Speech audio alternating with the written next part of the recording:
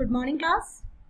Today we will study about the limitations, drawbacks, or we can say anomalies of Mendeleev's periodic table. Mendeleev की periodic table में क्या कमी रह गई थी, क्या anomalies थी या क्या drawbacks थी, ये सारे के सारे synonym है words. अगर कुछ भी पेपर में ऐसा आता है तो आप इन पॉइंट्स पर ध्यान दें.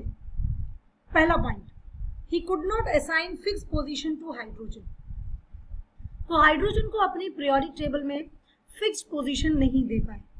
उसका रीजन था, पहला रीजन ये कि जो हाइड्रोजन है वो दो तरीके से बिहेव करता है. जब वो किसी मेटल के साथ बॉन्ड बनाता है तो वो नॉन मेटल की तरह बिहेव करता है, लेकिन जब वो किसी नॉन मेटल के साथ बॉन्ड बनाता है तो वो मेटल की तरह बिहेव करता है. वी नो दैट हाइड्रोजन में एक ही इलेक्ट्रॉन है, तो वो या तो वो इलेक्ट्रॉन दे देगा या किसी से एक इलेक्ट्रॉन ले लेगा और अपना डुप्लेट कंप्लीट करेगा. तो that is why he was in a fix कि whether it is an alkali metal और whether it is a halogen. तो he was confused and that is why he could not assign any fixed position to hydrogen in his periodic table. Second point, isotopes posed a challenge. Isotopes posed a challenge means कि जो isotopes थे, जैसे hydrogen के 3 isotopes हैं. 1H1 protium कहलाता है, 1H2 कहलाता है ड्यूटेरियम एंड 1H3 कहलाता है ट्राइटियम. सो जो आइसोटोप्स हैं इनकी पोजीशंस भी मेंडलीव को समझ नहीं आई, क्योंकि उस मोमेंट पर आइसोटोप्स का कोई प्रॉपर डिस्कवरी नहीं हुई थी और आइसोटोप्स से ज़्यादा फेमिलियर नहीं थे. दैट इज द रीजन कि वो उनको कोई फिक्स पोजीशन नहीं दे पाए, उनके बारे में कोई डिस्कशन नहीं कर पाए. Third point, the elements with similar properties were being grouped together but the order of atomic masses was being violated at some places. इसका मतलब है कि उन्होंने पूरी कोशिश की कि जो एलिमेंट्स हैं जिनकी प्रॉपर्टीज सेम है उनको एक ग्रुप में रखा जाए, लेकिन फिर भी उन्होंने अपनी पीरियोडिक टेबल जो है वो एटॉमिक मासेस के बेस पर अरेंज किए थे. जो एलिमेंट्स उस टाइम तक नोन थे, 63 एलिमेंट्स नोन थे. तो वो जो ऑर्डर था एटॉमिक मास का वो वायलेट हुआ कुछ कुछ जगह पर. वायलेट का मतलब कम एटॉमिक मास वाला जो आपका एलिमेंट था वो पहले रख दिया, ज़्यादा बाद में रख दिया, ज़्यादा वाला पहले रख दिया, लाइक दैट. जैसे कोबाल्ट अपीयर्ड बिफोर निकल. निकल का 58.7 है और एटॉमिक मास कोबाल्ट का 58.9 है. ठीक है, तो यहाँ पर इन्होंने ये कंफ्यूजन क्रिएट हुआ. ऐसे ही टेल्यूरियम का एटॉमिक मास है 127.6 और आयोडीन का है 126.9. तो उसको भी आगे पीछे कर दिया, तो ऑर्डर डिस्टर्ब कर दिया, क्योंकि उस टाइम पर इतनी ज़्यादा अच्छी टेक्निक्स भी नहीं थी जिससे कि वो बहुत प्रिसाइजली अपनी कैलकुलेशंस को कर सकें. तो थोड़ा सा ये भी प्रॉब्लम रही उनकी पीरियोडिक टेबल में.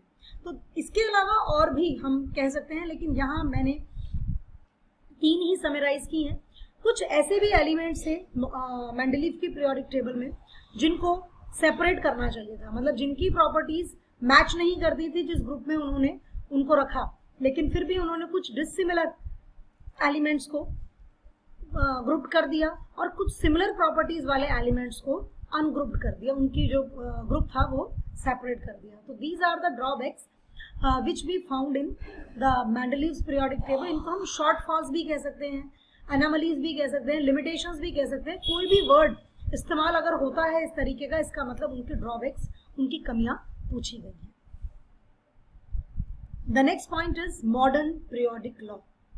This is very important, modern periodic law. सबसे पहले तो हम ये जानेंगे कि मॉडर्न पीरियोडिक लॉ जो है वो किस तरीके से डेवलप हुआ. हमने कहा मेंडलीव का जो पीरियोडिक टेबल है दैट लेज अ फाउंडेशन, वो फाउंडेशन ले करता है हमारी मॉडर्न पीरियोडिक लॉ को. लेकिन हमारी मॉडर्न पीरियोडिक टेबल जो है वो एटॉमिक नंबर पर बेस्ड है, ना कि एटॉमिक मास पर. हुआ क्या था, 1963 या 72, इन दोनों ईयर्स में से किसी एक ईयर में हेनरी मोज़ले एक साइंटिस्ट थे. उन्होंने कुछ एक्सपेरिमेंट्स किए और उन्होंने ये फाइंड आउट करने की कोशिश की कि एटॉमिक मास ज़्यादा फंडामेंटल है या एटॉमिक नंबर. जब उन्होंने अपनी एक्सपेरिमेंट्स कर लिए, एक्सपेरिमेंट्स करने के बाद he found that the wavelength, the frequency of the light emitted by that particular atom is directly proportional to the atomic number. And उस relationship से ही mentioned a point, इन्होंने एक point को mention किया कि atomic number is more fundamental in comparison to atomic mass. Atomic number ज्यादा fundamental है in comparison to atomic mass. Atomic mass इतना फंडामेंटल नहीं है जितना कि एटॉमिक नंबर. इसीलिए जो मॉडर्न पीरियोडिक टेबल है उसका जो बेस रखा गया वो एटॉमिक नंबर रखा गया, ना कि atomic mass. By doing so the anomalies of Mendeleev periodic table could easily overcome.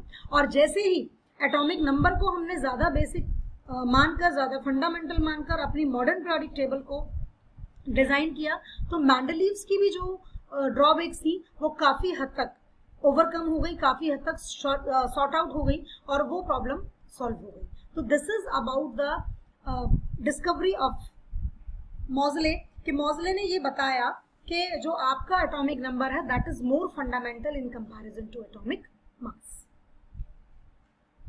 Modern periodic table, you can see here, this is modern periodic table. ये हमारी मॉडर्न पीरियोडिक टेबल है. आप देख सकते हैं कि दिस इज हाइड्रोजन, ये hydrogen है. ये जो ब्लॉक है this is S block elements. यहां से ग्रुप 3 से लेकर ग्रुप 12 तक ये हमारे एलिमेंट्स है डी ब्लॉक एलिमेंट्स. और ग्रुप 13 से लेकर ग्रुप 18 तक हमारे हैं पी ब्लॉक एलिमेंट. और नीचे जो आपको ये दो रोज दिखाई दे रही हैं these R F block element. This is the design of our modern periodic table. हमारी मॉडर्न पीरियोडिक टेबल का ये डिजाइन है. इस तरीके से हमारे मॉडर्न पीरियोडिक टेबल में हमने एलिमेंट्स को अरेंज किया है. And this is based on totally atomic number, not on atomic mass. यहाँ पर जो आपको अरेंजमेंट्स मिल रहा है एलिमेंट्स का that is totally based on atomic number.